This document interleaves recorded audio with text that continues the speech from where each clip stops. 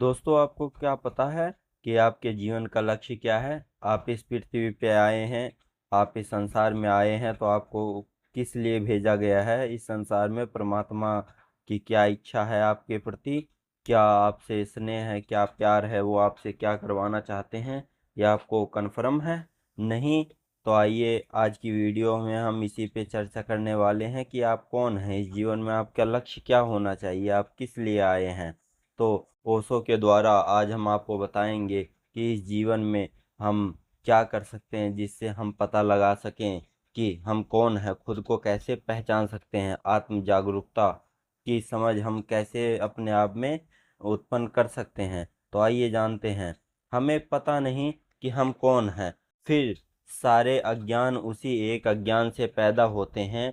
एक ही बीज फिर तो वृक्ष बड़ा हो जाता है, फिर तो बहुत शाखाएं प्रशाखा होती हैं, बहुत फूल पत्ते फल लगते हैं, फिर एक बीच में बहुत बीज भी लगते हैं। वनस्पति शास्त्री कहते हैं एक छोटा सा बीज सारी पृथ्वी को हरियाली से भर देने में समर्थ है, और एक छोटे से अज्ञान के बीज ने मनुष्य को परिपूर्ण अंधकार से भर दिया है।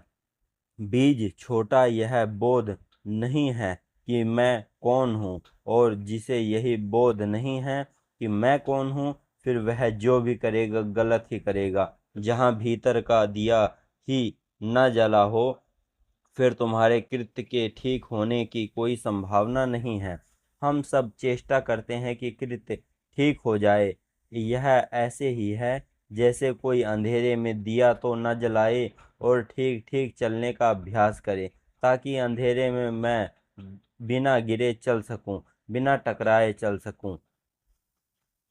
दीवान से सिर न फूटे, जब चाहिए तब दरवाजा मिल जाए। काश जिंदगी स्थिर होती और यह संभव हो जाता। काश ऐसा होता कि तुम एक ही मकान में सदा रहते, एक ही कक्ष में सदा रहते, तो धीरे धीरे अभ्यास हो जाता। धीरे धीरे तुम जानने लगते बिना दिए के जलाए द्वार कहाँ है, दीवार कहाँ है। जानने लगते टेबल कहाँ रखी है, कुर्सी कहाँ रखी है। जानने लगते किस दिशा में जाएं, किस दिशा में न जाएं। तो दिए की भी जरूरत ना थी। लेकिन जिंदगी रोज बदल जाती है, यह अड़चन, यह जिंदगी का मकान परिवर्तनशील है। यहाँ एक क्षण को भी कुछ स्थिर नहीं है। यहाँ सब धारा है, यहाँ सब वह बह रहा है, यहाँ सब बदल रहा है। इसलिए कल तुमने जो तय किया था वह आज काम नहीं आता है। आज आज जो तुम अनुभव करोगे वह कल में काम नहीं आएगा। दिया तो जलाना ही होगा। यह जिंदगी के सरित प्रवाह में केवल अभ्यास कर लेने से कृत्यों को कोई परिणाम नहीं होने वाला, बल्कि खतरा होता है। ऐसा सोचो कि कमरा रोज बदल रहा है।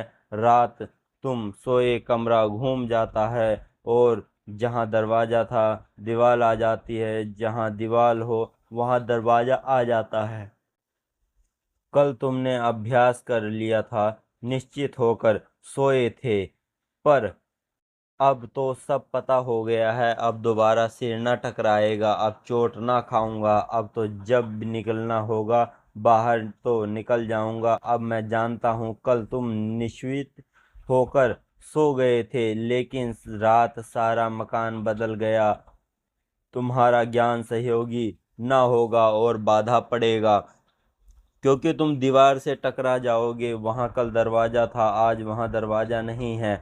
इसलिए तुम जिसको हम तथाकथित अनुभवी आदमी कहते हैं, वह और भी गड्ढों में गिरता है। बच्चे तो थोड़ा संभल के चले, अनुभवी संभल के नहीं चलता, क्योंकि अनुभवी को ख्याल है कि मैं तो जानता ही हूँ।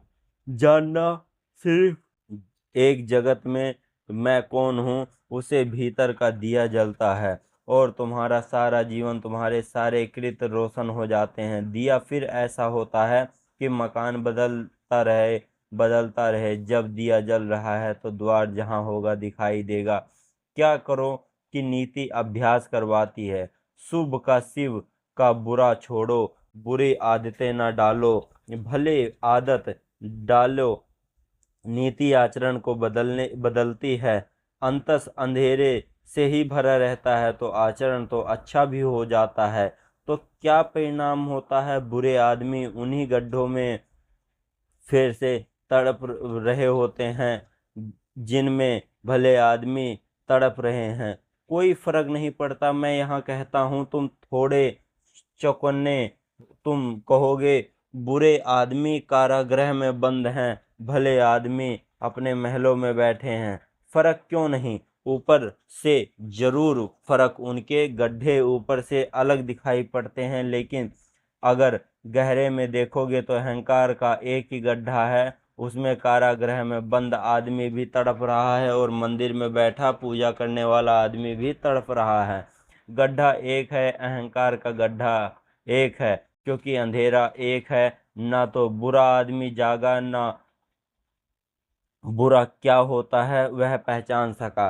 वह वचन भी मुझे तुमसे कहने दो कि ना भला आदमी जागा और ना भला क्यों होता है। तुम थोड़े चौकन्ने, क्योंकि जागा हुआ आदमी ना बुरा होता है ना भला होता है। जागा हुआ आदमी तो बस जागा होता है।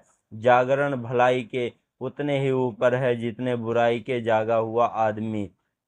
न दुर्जन होता है न सज्जन होता है, जागा हुआ आदमी बुद्ध होता है, पर बुद्ध होता है। बुद्ध से किसी ने पूछा आप कौन हैं?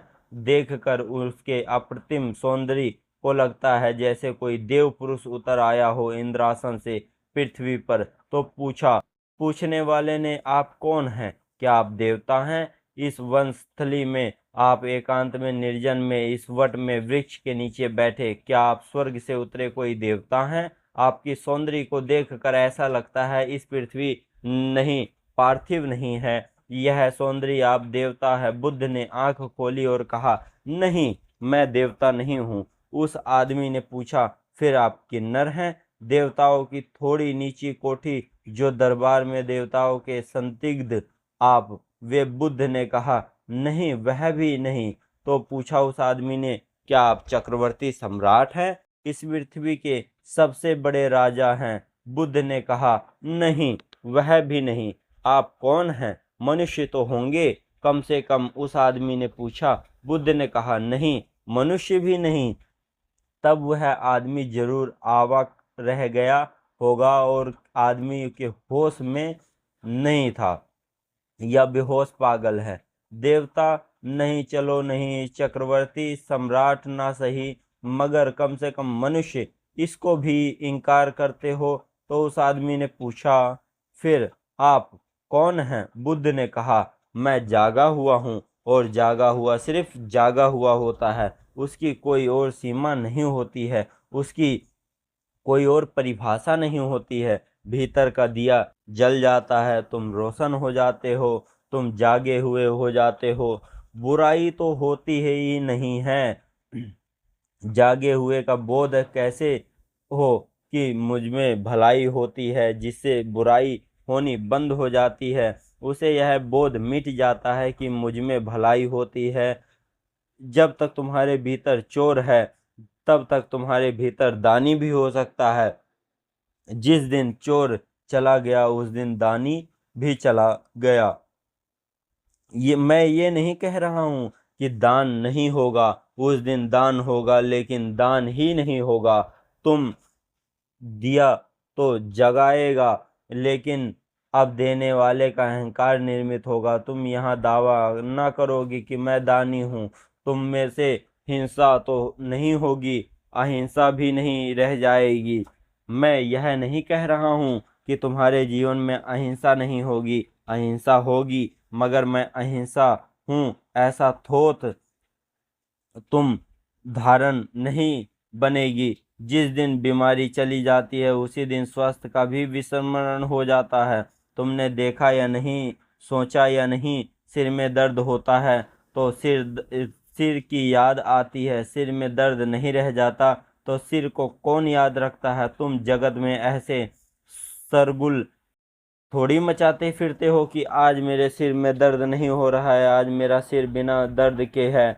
तो लोग हंसेंगे, लोग कहेंगे जरूर दर्द है, अन्यथा कोई बात करता है। सिर की जब दर्द चला गया तो फिर सिर चला गया।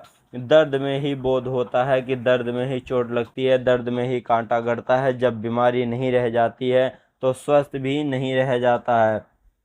तुम देखो, स्वस्थ की चर्चा आदमी जब ही करता है जब वो बीमार होता है। जितने स्वस्थ की चर्चा को समझना उतना ही बीमार है। बीमार आदमी प्राकृतिक चिकित्सा की किताब पढ़ते हैं और स्वस्थ के संबंध में बड़े जानकार हो जाते हैं। बीमार आदमी स्वस्थ की खोज में लगे रहते हैं। स्वस्थ क्या है, कैसे बनना, कैसे नहीं बनना, स्वास्थ्य का अर्थ क्या है, इसलिए स्वास्थ्य क्या है इसकी खोज। बीमारी न होती तो बीमारी की छाया वह स्वस्थ विचार था वह भी खो जाए। परम स्वस्थ आदमी का लक्षण होता है कि उसे अपने शरीर का पता ही नहीं होता है कि विदेह अवस्था होती है। परम स्वस्थ उसे ही पता ही नहीं होता है कि शरीर है।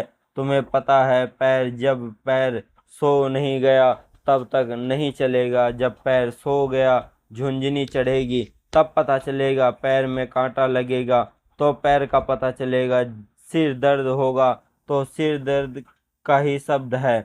वेदना, वेद का अर्थ ज्ञान होता है। विद अर्थ जानने वाला। बड़ा अनूठा शब्द है वेदना। दुनिया की किसी भाषा में ऐसा शब्द नहीं है। संस्कृत के पास कुछ शब्द हैं जो दुनिया की किसी भाषा में नहीं हो सकते, क्योंकि जिन्होंने शब्द निर्मित किए हैं उन्होंने बड़े अनुभूति से उन्हें रचा है। वेदना का अर्थ होता है जानना। वेदना का अर्थ होता है दुख। दुख होता है तभी ज्ञान बढ़ता है, दुख का ही ज्ञान होता है।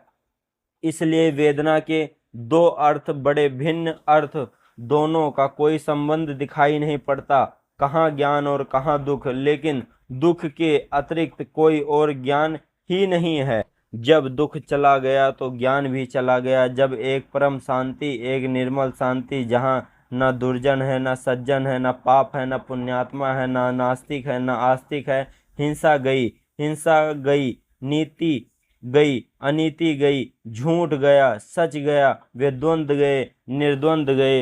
इस नई निर्दयता का नाम धर्म। नीति द्वंद्व में चुनाव करवाती है, कहती है हिंसा छोड़ो, करो, झूठ छोड़ो, सच करो, चोरी न करो, दान करो, घृणा न करो, प्रेम करो। नीति कृत्य सिखाती है, ठीक कृत्य सिखाती है। धर्म कर्म कृति की बात ही नहीं है। धर्म को आचरण से कुछ लेना देना ही नहीं है। धर्म की अपूर्व कांति। धर्म कहता है सिर्फ भीतर का दिया जले फिर सब हो जाएगा, अपने से हो जाएगा, अपने से हो जाता है, फिर तुम्हें कुछ करना नहीं पड़ता है। इसलिए परम ज्ञानियों ने तुम्हें जीवन और आचरण के नियम नहीं दिए, उन्होंने तो सिर्फ कैसे भीतर दिया जलाया जाए इसकी प्रक्रिया दी थी।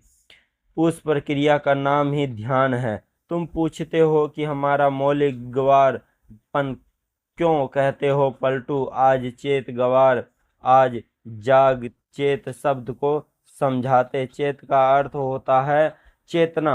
चेत का अर्थ होता है सावधान।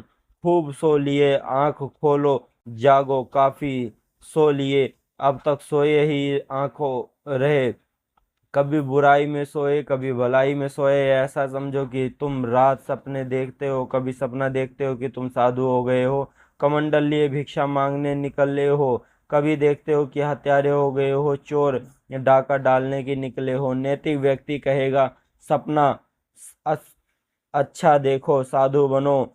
अब साधु ना धर्म बनो। धार्मिक आदमी कहेगा अब सपने हैं, चाहे तुम चोर बनो चाहे तुम साधु बनो, क्या फर्क पड़ेगा, सुबह जागोगे तो पता चलोगे तुम दोनों झूठे थे।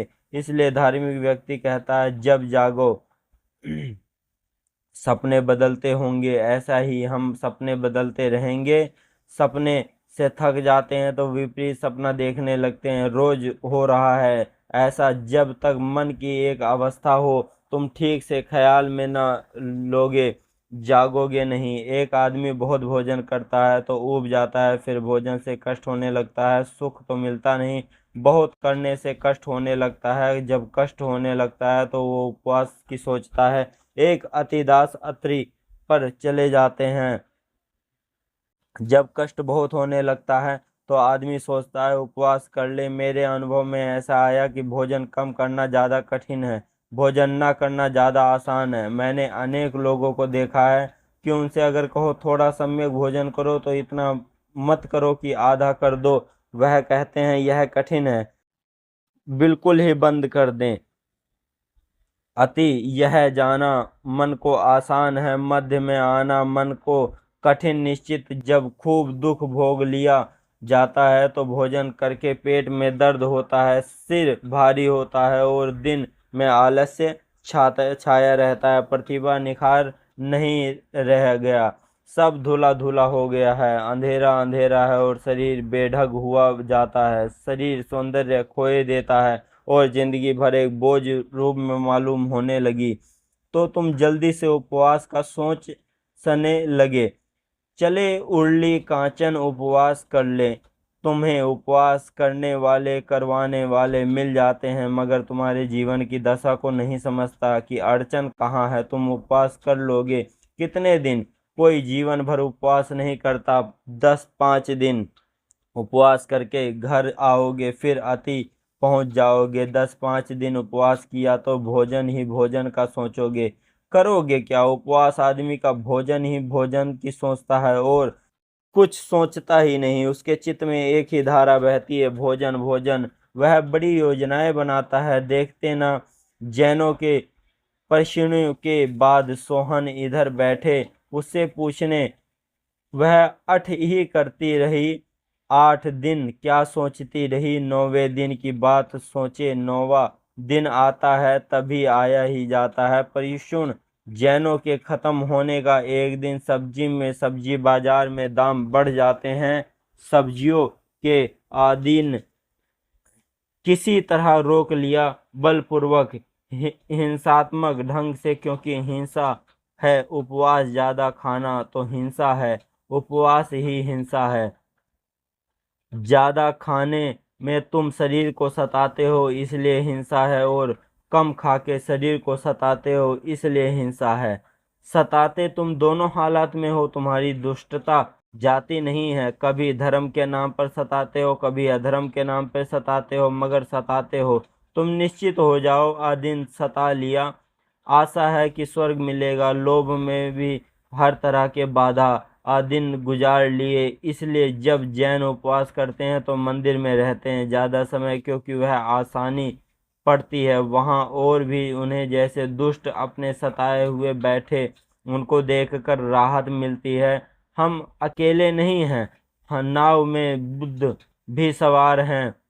अकेले होने आदमी को शंका लगती है, संदेह होने लगता है कि पता नहीं यह क्या कर रहा हूँ। उपवास आदमी को रेरा से जाकर बिठा दो तो उसे बड़ी अड़चन होगी, क्योंकि सब लोग भोजन कर रहे हैं, गुलछर्रे उड़ा रहे हैं, चर्चा कर रहे हैं, भोजन की सुगंध उठा रहे हैं, नासा पुटों को उत्तेजित कर रहे हैं, भूख को जगा रही है। उपवास आदमी को रसत्र में जाकर नहीं बैठता, मंदिर जाता है। वह भोजन में दिया बिल्कुल दूर है। वह न भोजन की गंध उठती है, न भोजन करता है और न भोजन लाता है। जितने में बैठा है वह आदमी ऐसे उदास मुर्दों की तरह होता है कि वह धर्म ऐसे सताए हुए आदमी। फिर धर्म चर्चा चल रही है। धर्म चर्चा का कुल अर्थ इतना होता है कि यहाँ तुम जो कर रहे हो उसका बड़ा फल तुम्हें स्वर्ग में मिलेगा, मोक्ष मिलेगा, परम धाम में मिलेगा। वह परम धाम ऐश्वर्य सुख दुख कल्प वृक्ष। तो बैठा उपवास आदमी सोचता है कि थोड़े दिन की बात है, फिर तो कल्प वृक्ष के नीचे बैठेंगे और जो भी चाहेंगे वह प्राप्त कर लेंगे। जैसा चाहिए जब चाहिए उसी क्षण में मिलेगा। ऐसा किसी दिन 10-5 दिन धर्म की चर्चा सुन के लोभ का विस्तार करके गुजार दिए। फिर इसके बाद तुम एकदम भोजन पर टूट जाते हो और दिन का कहते हो इसका बदला लोगे ना उसका बदला लोगे, कहाँ जाएगा, वो तो लेना ही पड़ेगा। अब मन 10 दिन भूखा रहकर के ऊब गया। अब मन कहता है ठीक से खा लो, अब तो ठीक से खा लो। 2-4 दिन तो बिल्कुल स्वतंत्रता दे दो। जितना उपवास भजन करता गिरता है उसके 5-7 दिन के भीतर उतना वजन वापस बढ़ जाता है। थोड़ा ज़्यादा ही बढ़ जाएगा, क्योंकि उपवास को भूख को जगा और शरीर को राजी कर देता है। ज़्यादा पचाने के लिए शरीर को झपट्टा मार देता है, जल्दी पचाने लगता है, जल्दी खाने लगता है, पाचक रस जल्दी छूटते हैं, ज़्यादा छूटते हैं। तो तुम देखोगे उपवास में भजन गिर जाएगा, 2-4 दिन भजन फिर उतना ही हो जाएगा, थोड़ा ज़्यादा भला हो जाए, कम तो नहीं होने वाला। फिर तुम सोचने लगोगे कुछ महीनों के बाद उपवास कर ले। ऐसा मनुष्य का द्वंद्व है। स्त्रियों के पीछे भागते हो, भागते परेशान हो गए हो, एक दिन तय करते हो कि स्त्रियों को छोड़कर जंगल भाग जाएंगे, वह स्त्री नरक का द्वार है। पुरुषों के पीछे बहुत ज्यादा सिर फोड़ा फोड़ी हो गई है। सब देख लिया संसार, कुछ रस नहीं पाया। अब सोचते हैं क्या अब छोड़ दें, इस सब से हट मर जाए। मगर अति से दूसरी अति और नीति तुम यह अति से दूसरी अति पर ले जाती है। जब क्रांति नहीं हो पाती है, अब अति से क्रांति और मुक्ति चाहिए। मध्य में खड़े हो जाने में क्रांति है, संतुलन में क्रांति है, सम्यक्त में क्रांति है। सम्यक्त शब्दों को समझो, उसका मतलब है समतुल्य। ठीक में बीच में आ गए, जैसे तराजू के दोनों पल्ले में बराबर हो जाते हैं और कांटा बीच में आ जाता है, न इधर झुके न उधर झुके, न संसार में झुके न मोक्ष में झुके, न मध्य में खड़े हो गए। तो पलटू ने कहा कि ईड़ा पिंगला मेरे दो पडले हो गए हैं, दोनों को सतनाम की डांडी से संभाल लिया है। जैसे जैसे तुम्हारे भीतर बोध बढ़े, वैसे वैसे तुम्हारे भीतर संतुलन आता है, तुम्हारे भीतर द्वंद्व कम हो जाते हैं। निरंतर द्वंद्व दशा का नाम ही अद्वैत है। एक भूल ही है कि तुम्हारा दिया जला हुआ ही नहीं। आचरण को सुधारने में बहुत चिंता मत लगाओ। ध्यान रखना, यह नहीं कह रहा हूं कि आचरण को बिगाड़ने में चित लगाओ। जब मैं सुधारने तक को 2 कौड़ी का मानता हूं तो बिगाड़ने को कैसे मूल्य दे सकूंगा। मैं कहता हूं आचरण से दृष्टि को बदलो, गैर बदलो। अंतर्मुखी को भीतर से अंधेरा है, क्योंकि इस कैसे रोशन इस करो यहाँ, कैसे प्रकाश प्रकट, कैसे उजाला हो। ध्यान से उजाला होता है। ध्यान ज्योति जलाने की प्रक्रिया है। मजा ऐसा है कि सब ध्यान मौजूद तुम्हारे घर में, दिया तेल भरा, बाती लगा, माचिस भी रखी है, मगर माचिस को जरा रगड़ना पड़ेगा। जरा माचिस को रगड़ना है कि ज्योति पैदा हो जाएगी। फिर माचिस से ज्योति को बाती में जुला दो, छुआ दो कि दिया जल उठे। जब तुम्हें लेकर आए आए हो, तुम्हारे अंतर में सब मौजूद है। जो होना चाहिए वह सब मौजूद है, जो जो जरूरी है वह सब मौजूद है। थोड़ा संयोजन करना है, थोड़ा सा संयोजन। तुम्हारे भीतर ही सब कुछ मजबूत है, संभावना छिपी है। जरा से चेहरा से अपने को झगड़ना, उसी झगड़ने को पलटू कहते हैं। आज तक कुमार, अब तो जाग, खूब सो लिया, कितना सो लिया। सोते सोते जन्म बीते, सदियां बीती, अनंत काल बीत गया। अब आंख खोल, बहुत सपने देखे हैं। अत सत्य को देखकर, स्वयं को देखकर दूसरा प्रश्न। संत पलटू दास कहते हैं कि भागवत धन की लूट हो रही है, जो चाहे सो ले। यदि ऐसी बात है तो क्या इस बात को धनी करोड़ों में एकाध में हो पाता है। धन की लूट हो रही है, लेकिन तुम्हें धन दिखे तब ना, नदी बही जा रही है लेकिन तुम्हें प्यास लगे तब ना। तो तुम पिए प्यासे को दिखाई पड़ती है। प्यासे को नदी हजारों मील दूर भी बह रही हो तो वो भी यात्रा करके वहां तक पहुंच जाता है। गैर प्यासे सामने घर के नदी गंगा भी दिखाई पड़ रही हो तो ख्याल रखना, तुम्हें वह दिखाई पड़ता है जिसकी तुम खोज कर रहे हो। जिसे तुम देखने निकले हो वह दिखाई पड़ता है। कहते हैं चमार जब रास्ते पर चलते हैं तो लोगों को देखता है तो उसे सिर, लोगों को जूते दिखाई पड़ते हैं, सिर्फ जूते दिखाई पड़ते हैं, जूते ही देख के पहचान लेता है। चमार करीब करीब तुम्हारे जूते से तुम्हारी पूरी आत्मकथा पहचान लेता है। जूते की खस्ता हालत बता देती है कि कैसे आधार चुनाव में इस बार जूते का चमक। दर्पण कैसा चमक दिखा देती है कि मालूम होता है। फिर एक बार जूते की चमक बता देती है कि जेब गर्म है, ठंडी है। जूते की हालत बता देती है कि बुलाए तुम्हारे साथ मेहनत करे कि गुजार देने में जूते की हालत बता देती है। भैया गुजर जाओ तो यहाँ से अच्छा कहीं और ही चले जाओ, और अच्छा यहाँ न लौटना कि उधारी करोगे। चमार जूते को देखता है, दर्जी तुम्हारे कपड़े देखता है, और दर्जी नहीं देखता है कि तुम्हारे कपड़े ही दिखाई पड़ते हैं। तुम जो खोजने निकले हो वह तुम्हें दिखाई पड़ता है। इस सत्य को खूब गहराई से पकड़ो। वही रास्ता, वही सड़क, वही बाजार, तुम अलग अलग बाहर निकलते हो, तुम्हें अलग अलग दुकानें वहां पर दिखाई पड़ने लगती हैं। तुम सोचो, जीवन के छोटे छोटे तथ्यों पर विचार करो कि तुम वहां से बड़े तथ्यों की पकड़ आएगी। जब भूखे हो तो भोजनालय, रेस्टोरेंट और होटल यह भी दिखाई पड़ते हैं। उपवास करके एक दिन जाओ बाजार में, तुम पाओगे इतने रेस्टोरेंट हैं, इतने होटल हैं, दुकानों पर भोजन बिक रहा है। यह तुम्हें ख्याल में भी ना आएगा कि तुम भरे पेट निकले थे। ख्याल आने का कोई कारण ना था। फिर एक दिन भर पेट जाओ, फिर वो दिखाई ना पड़ेगी, क्योंकि काम वासना पीड़ित है। उसे रास्ते पर पुरुष नहीं दिखाई देगा, स्त्रियां दिखाई पड़ेगी। उसे पुरुष छूट ही जाएंगे, पुरुषों का वह मध्य नजर कर जाएगी। वो गुजरेंगे जरूर, लेकिन उनकी कोई छाप न बनेगी। लेकिन उसकी जिसकी काम वासना तृप्त है, उसे स्त्री पुरुष में कोई भेद नहीं पड़ेगा, और जो काम वासना के पार जा चुका है उसे यह भी भेद मुश्किल हो जाएगा कि कौन स्त्री है कौन पुरुष है। स्त्री का भेद तुम तभी करते हो जब तक तुम्हारे भीतर तलाश, तुम्हारे भीतर वासना प्रदीप थे। नहीं तो कौन चिंता करता है। तुमने ख्याल दिया, तुम वही देखते हो जो तुम खोज रहे हो। पलटू कहते हैं कि भागवत धन की लूट हो रही है, सामने ढेरी लगी हुई है, लूट सको तो लूट। और यहाँ पर सामने ढेरी लगी है, लूट सको तो लूट। खड़े खड़े क्या देख रहे हो। पलटू कहते हैं कि लेकिन जो खड़े खड़े देख रहे हैं उसको वहां धन दिखाई नहीं पड़ता है, उसे वहां कुछ भी दिखाई नहीं पड़ता है। यह भी हो सकता है कि जो लूट रहे हैं वह उसे पागल मालूम होते हैं, क्योंकि जब धन दिखाई नहीं पड़ता है तो यहाँ पे टूट पड़े रहे हैं, तो पागल ही तो मालूम होंगे। क्या चीज पर टूट पड़े हैं, यहाँ तो कुछ भी नहीं है। उसे लगेगा यह सब मन की कल्पना है, जाल में पड़ गए हैं।